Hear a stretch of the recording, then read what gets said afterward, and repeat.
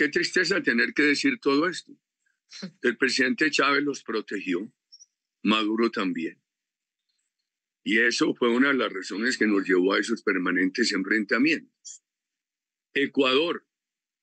Yo no tengo sino agradecimiento con la memoria del presidente Gustavo Noboa, con el presidente Lucio Gutiérrez, con el presidente Alfredo Palacio. Con el presidente Correa las cosas fueron diferentes. Él llegó a decir que ellos lindaban era con la FARC y hubo muchos problemas que ustedes conocen. Yo tengo que repetir cada vez que le hablo a la gran nación ecuatoriana que el bombardeo a ese campamento Raúl Reyes no fue a Ecuador ni a su soberanía, ni mucho menos a su pueblo. Fue a unos invasores terroristas de Colombia que invadían Ecuador y desde allí mantenían secuestros.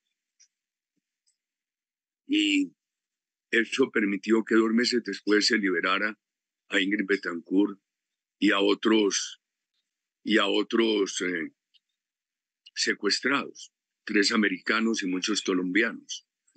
Yo he venido observando los fenómenos de Ecuador desde afuera con mucha preocupación, pero ahora veo que hay una formidable reacción del gobierno y de la opinión pública. Mantengan. Por supuesto, la política nuestra de seguridad era una seguridad democrática para todos los colombianos, con el respeto total a las libertades, a la libertad de prensa. Era para los amigos y enemigos del gobierno, por ejemplo, Piedad Córdoba, que acaba de morir. El presidente Petro eran los líderes de la oposición a mi gobierno y ellos tuvieron las mismas garantías que tuvieron mis cercanos amigos. Mucha infamia contra mí en materia de derechos humanos, una cosa y la otra. Como nuestras políticas dieron resultados. No nos podían enfrentar con nuestras tesis. No podían decir la seguridad democrática es mala, la confianza inversionista no sirve, la política social es un fracaso, porque nosotros en todo eso mejoramos, sin haber dejado a Colombia convertida en un paraíso. Entonces nos enfrentaban acusándome de violaciones de derechos humanos. Llevo tanto tiempo enfrentando eso. Pero, ¿qué le digo? Yo creo que con determinación política que se observa en Ecuador y concitando un gran apoyo permanente de la ciudadanía, con paciencia, porque esto no es de la noche a la mañana, Ecuador puede remontar esta dificultad. No dejen que esta dificultad avance más. Colombia tenía narcotráfico en muchas partes del país. En muchas, no en todas, pero tenía grupos violentos en todas partes, que terminaron todos viviendo el narcotráfico, alimentando la violencia del narcotráfico. Por un lado la FARC, por el otro lado el ELN, por el otro lado los paramilitares. De 1.100 municipios colombianos, cuando yo llegué a la presidencia, había casi 400 sin fuerza pública. Los alcaldes elegidos popularmente no podían actuar, tenían que vivir lejos de su municipio porque estos grupos terroristas los presionaban, les impedían vivir y actuar en sus municipios. Ese es un problema que, así Colombia tuviera unos carteles muy localizados, se hablaba del cartel de Medellín, del cartel del Valle del Cauca, después del cartel de la costa, del cartel del norte del Valle del Cauca, pero aparecieron grupos terroristas de uno y otro lado, guerrillas o paramilitares que actuaban en todo el país y su renta principal, que en un momento fue el secuestro, la extorsión, sin que abandonaran el secuestro y sin que abandonaran la extorsión, pasó a ser el narcotráfico. Nosotros nos sentimos muy acompañados de la opinión pública y enfrentados a otros gobiernos, pero el modelo nuestro funcionó. A mí me dicen, Colombia estaba muy sola, pero la opinión pública internacional nos apoyaba. Y como no era solamente una política de seguridad, sino una política de promoción de inversiones, una política social, una política de disminución del tamaño del Estado politiquero. Todo eso le trajo un mejoramiento al país.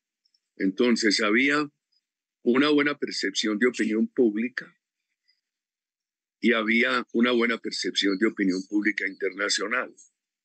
Sin embargo, veamos, yo no tengo quejas del gobierno de Panamá. Con el gobierno de Venezuela nunca tuvimos colaboración. Ellos le colaboraron a Santos, pero para someterlo a que le aceptara todo a FARC, como la impunidad del narcotráfico. Del gobierno de Ecuador ya les dije, los gobiernos de Ecuador frente a los cuales mantengo gratitud y me da mucho gusto repetirlo hoy ante sus oyentes, las dificultades con el gobierno del presidente Correa. Yo no sé decir, yo no sé cómo van las conversaciones del presidente de Noboa con el Perú. A mí el Perú me apoyó mucho en su época. No sé cómo van las conversaciones con Bolivia, con el presidente Petro de Colombia, con Venezuela, pero si la situación ecuatoriana va mejorando internamente y se concita un gran respaldo de la opinión interna, eso produce un efecto en la opinión internacional. Así los gobiernos no acompañan. Hay que buscar el respaldo popular, doméstico e internacional. En El Salvador uno encuentra que hay unos organismos internacionales muy en contra, pero un pueblo salvadoreño que nunca sintió la paz derivada de los acuerdos tan publicitados y ahora siente que se ha disminuido casi hasta extinguirse la violencia. Entonces, independientemente de la crítica internacional,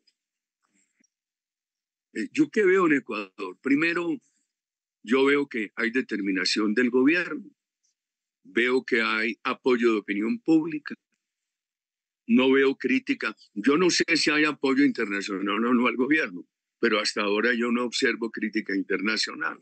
Eso es favorable al gobierno. En mis lecturas veo que el presidente está buscando unos impuestos. En Colombia, ¿qué hice yo? Derramé un impuesto para la seguridad democrática, lo pagaron los sectores más pudientes del país. Pero al mismo tiempo yo creé unos estímulos para las inversiones en Colombia. Decía, por ejemplo, el que invierta $100 en Colombia tiene derecho a una deducción de $30. El que invierta en cultivos permanentes tiene derecho a una exención tributaria en impuestos nacionales de 10 años, los primeros 10 años del periodo productivo. Y se creó algo muy importante, que yo creo que en el contexto de nuestro país se requiere. Porque a uno le dicen los inversionistas nacionales e internacionales, le dicen, ¿para qué invierto con esas facilidades si llega otro gobierno y las quita? Aquí creamos la ley de estabilidad, se permitía firmar contratos de estabilidad a 20 años. Se alcanzaron a firmar 69. Tengo que decir que se han respetado. Una lástima que hubieran derogado esa ley porque no se pudo firmar más. Tienen que buscar cómo, creo yo, un país como Colombia en esa época, ¿qué buscamos? Poder financiar la seguridad, dirigirla, mejorarla, que todos los días buscara algún mejoramiento, que fuera existiendo más crecimiento de la economía y políticas sociales, que fuera reduciéndose la violencia, aumentando la inversión y reduciéndose la pobreza. 3 temas que hay que llevar de la mano y, por supuesto, toda la austeridad en el Estado, la reducción del Estado burocrático. Lo que yo aplaudo de Milei, esa decisión de destruir el Estado burocrático argentino.